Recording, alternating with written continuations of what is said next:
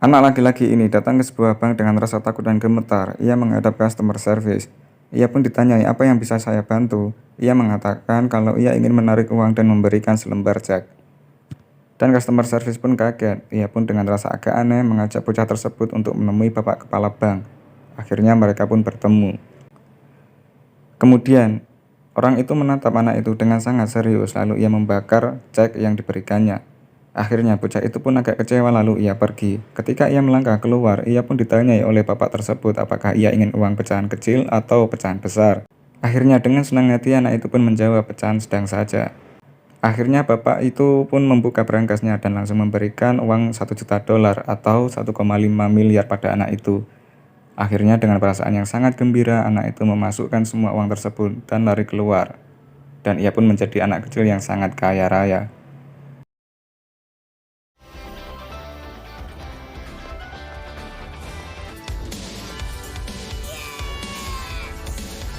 Bagaimanakah kisah selanjutnya? Nonton terus videonya dan jangan lupa kalian like dan subscribe.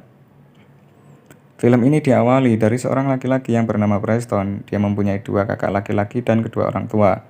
Preston sehari-hari sangat tidak senang melihat kelakuan kakaknya yang menggunakan kamarnya sebagai tempat bisnis saudaranya.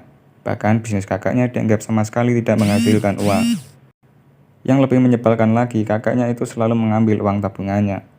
Preston tampak sedih. Ia meminta kepada ayahnya agar kakaknya tidak menempati kamarnya. Namun sang ayah menolak permintaan Preston.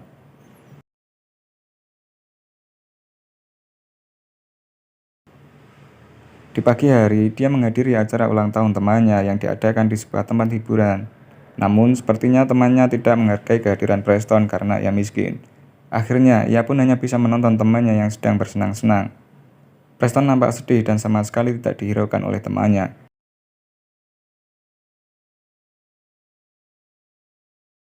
Ketika ia pulang, ia meminta kepada ayahnya sebuah uang untuk bisa ditabung. Namun ayahnya tidak memberikannya, ia pun merasa sedih dan lari ke kamar. Keesokan harinya, ia mendatangi bank untuk menyimpan uang yang dia punya agar tidak diambil oleh kakaknya. Ketika ia masuk, ia melihat customer service yang sangat cantik. Ia pun tertegun dan merasa jatuh cinta. Akhirnya antrian pun tiba padanya. Pegawai cantik itu pun menanyai keperluannya. Preston merasa gugup gemetar, kemudian ia menjawab ia ingin menabung karena tidak ada tempat yang aman di rumahnya untuk menyimpan uang. Namun Preston hanya mempunyai uang 11 dolar atau sekitar 170.000. Dan si cantik itu pun mengatakan kalau untuk menabung saldo minimal 200 dolar atau sekitar 2.800.000. Ia pun agak kaget dan kebingungan dari mana saya bisa mendapatkan uang sebanyak itu. Kemudian pegawai cantik itu pun dengan tersenyum mengatakan kalau apabila kamu sudah punya uang kembalilah ke sini. Dan akhirnya pun Preston keluar. Ketika ia mengambil sepeda, tiba-tiba ada seorang laki-laki yang bertopi menjamret uang yang dipegangnya. Ia pun berteriak dan mengejarnya. Mereka pun mengayuh sepeda dengan sangat cepat, namun tiba-tiba ada sebuah mobil yang muncul secara mendadak. Lalu Preston tidak bisa menguasai laju sepedanya dan akhirnya dia tertabrak. Sang sopir itu pun keluar dan memarahi Preston. Namun laki-laki yang menjamret Preston itu pun dengan liciknya ia mengatakan kepada orang tersebut bahwa ia bisa menjadi saksi ke pengadilan, ia akan tutup mulut apabila ia diberi sebuah dolar. Namun sang pemilik mobil itu pun membentak laki-laki tersebut dan menyuruhnya untuk pergi. Preston kesakitan dan datanglah seorang ibu-ibu yang melihat Preston. Karena panik, laki-laki itu memberikan cek kosong, dan ketika ia mau menulis sebuah cek, seketika muncullah seorang polisi dari kejauhan. Ia pun panik dan langsung memberikan cek kosong tersebut kepada Preston. Kemudian ia pergi.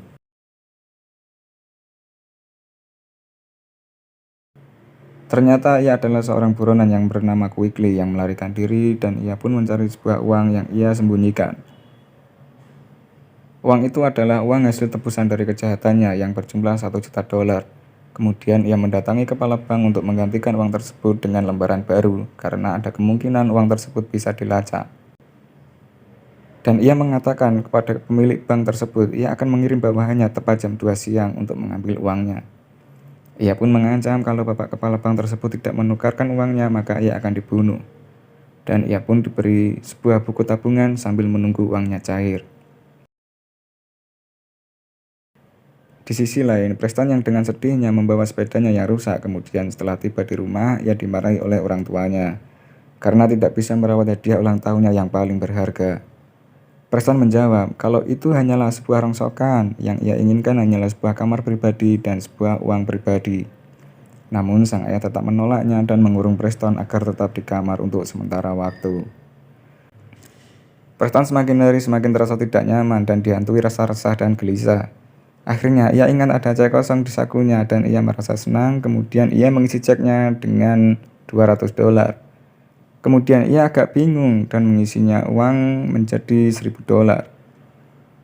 Dan ia pun menghapusnya lagi dan merubahnya menjadi $1.000.000. Akhirnya ia pun senang.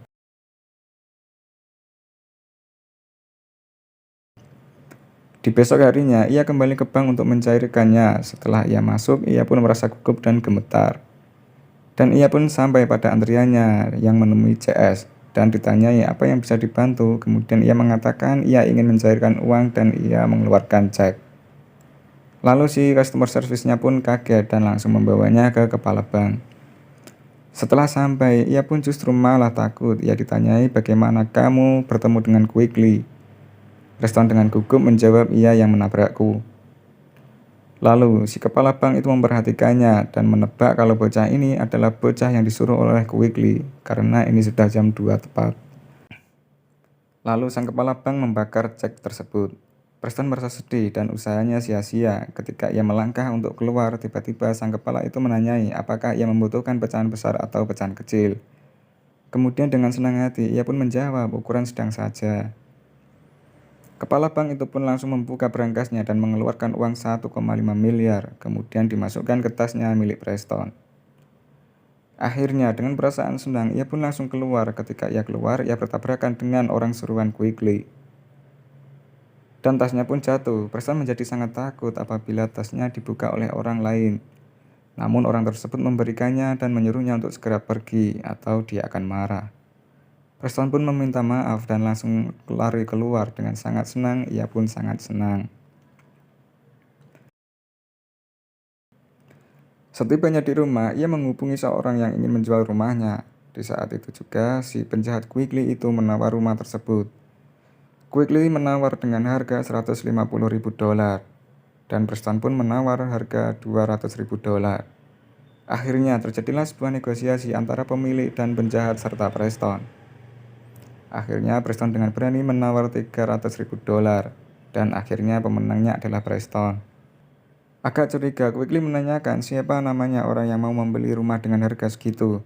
Akhirnya dengan rasa waspada, Preston pun mengubah identitasnya dengan nama Macintosh.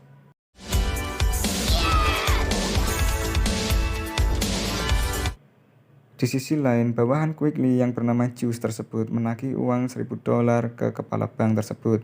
Namun kepala bank tersebut tidak mempercayai kalau ia adalah utusannya, karena uangnya sudah diambil. Setelah bawahannya itu menjelaskan, kemudian sang kepala itu sadar kalau anak kecil tersebut bukan utusan dari penjahat tersebut. Akhirnya ia merasa kaget dan mengejar keluar, namun Preston sudah pergi jauh. Dan kini hidup Preston semakin mewah dan mempunyai sebuah sopir pribadi dengan mobil limosin. Kini hidupnya sangat menyenangkan, ia mempunyai permainan sendiri dan mempunyai sebuah arena bermain sendiri. Apapun yang ia inginkan, semua akan terjadi, bahkan kini orang tuanya bekerja untuknya. Dan kakak-kakaknya yang dulu pernah menjahatinya, ini mereka tunduk padanya. Namun, Preston tidak mengakui kalau dirinya bos, ia mengaku kalau ia bekerja kepada Macintosh, yang mana Macintosh sebenarnya adalah dirinya. Ketika ia berbelanja, ia bertemu dengan seorang penjaga bank yang sangat cantik yang dulu pernah ia temui dan ia pun menawarkan tumpangan, namun ia tidak mau dan memutuskan untuk lari-lari untuk kebugaran. Wanita itu kaget melihat Preston yang naik mobil mewah dan ia mengatakan kalau besok mau ke bank untuk membuka rekening. Dan wanita itu sepakat untuk menunggunya. Dan ternyata wanita tersebut adalah seorang anggota FBI yang memata-matai kepala bank karena dicurigai melakukan penggelapan dana. Tiga orang ini mereka terus mencari dan mencari Preston yang hanya bermodalkan foto dari CCTV dan mereka pun mondar-mandir. Tidak bisa menemukannya karena bagaimanapun anak kecil itu sudah mengambil $1 miliknya. Di Di pagi hari, utusan dari Preston menyetorkan uang ke bank sangat banyak dan membuat customer service bank curiga karena ada logo FBI di infra merah. Keesokan harinya, wanita itu menemui rumah Macintosh, namun dia tidak menemukannya, justru bertemu dengan Preston. Kemudian, ia menanyai di mana Macintosh berada. Namun, Preston mengatakan kalau tuannya sedang pergi dan mungkin akan kembali pada hari Jumat. Dengan agak kecewa, wanita itu hendak pergi, namun Preston mengajaknya untuk makan malam karena ia disuruh oleh Macintosh. Namun itu adalah rencananya Preston sendiri. Akhirnya malam pun tiba dan mereka pun bertemu di sebuah restoran. Dan Preston nampak senang, mereka pun berbincang-bincang tentang Tuan Macintosh. Akhirnya Preston memberikan kalung yang sangat mahal, namun wanita cantik itu menolak karena terlalu mahal. Namun Preston memaksa agar ia mengambilnya karena itu pemberian dari Macintosh. Akhirnya Preston pun senang, saking senangnya sampai terjatuh.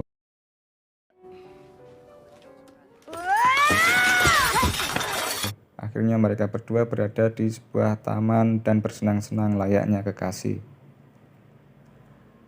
Namun dari kejauhan, 3 orang ini mencari Preston dan akhirnya mereka melihat Preston dengan wanita.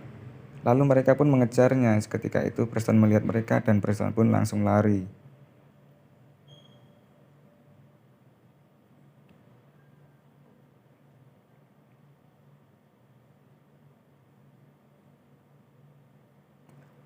Lari mengajak wanita tersebut dan sang wanita itu tidak mengetahui kalau mereka sedang dikejar oleh seseorang.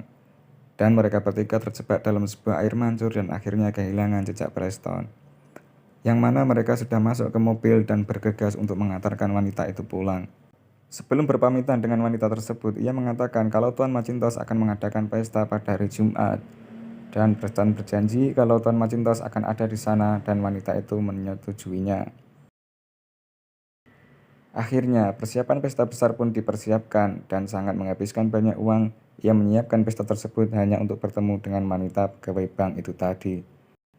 Ketika di dalam rumah, Preston bertanya kepada sang sopir, "Pernahkah kamu memiliki seorang yang materialistis?" Namun ia menjawab, "Saya sangat benci dengan orang tersebut. Orang yang mau berteman hanya karena kita punya uang. Namun jika emas dan uang kita hilang, maka kita akan mengerti siapa teman yang sesungguhnya." Mendengar hal itu, Preston nampak menyadari apa yang sopir itu ucapkan.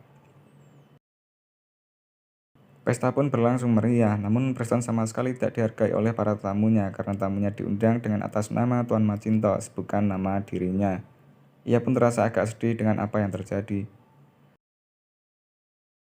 Tiba-tiba datanglah seorang wanita sebagai pemilik jasa pesta mewah tersebut meminta agar uangnya segera dilunasi dengan total $300.000. Mendengar itu, Preston agak kaget dan ketika ia mengecek saldonya, uangnya hanya tinggal $300. Dia pun kaget, bagaimana bisa? Ia pun hampir pingsan seperti disambar petir. Dia tidak menyangka uang 1,5 miliar hilang dengan begitu saja. Ia pun dikejar oleh pemilik jasa pesta tersebut. Akhirnya orang tersebut membubarkan pestanya. Preston pun menangis dan sedih, lalu datanglah wanita cantik yang mendatangi Preston. Dan ia mengatakan, "Di mana Tuan Macintosh?" Lalu Preston menjawab, "Tuan Macintosh tidak ada." Dan Preston mengatakan, "Kalau kamu sudah mendapatkan kalung dan segeralah pergi dari sini." Dengan agak bingung, akhirnya wanita itu menanyai ke Preston apa yang terjadi. Namun Preston pun langsung lari keluar. Setelah rumah Preston sepi, tiba-tiba ada yang mengetuk pintu rumahnya. Ternyata mereka adalah pemilik uang tersebut dan Preston diinterogasi. Dan ditanyai kemana uang mereka. Preston menjawab kalau uangnya sudah dihabiskan. Dan Quigley itu pun kaget bagaimana mungkin uang $1 juta habis dalam waktu 6 hari. Akhirnya 3 orang tersebut pusing dan saling mengoceh satu sama lain. Dirasa ada kesempatan, Preston langsung kabur dan mereka pun mengejarnya.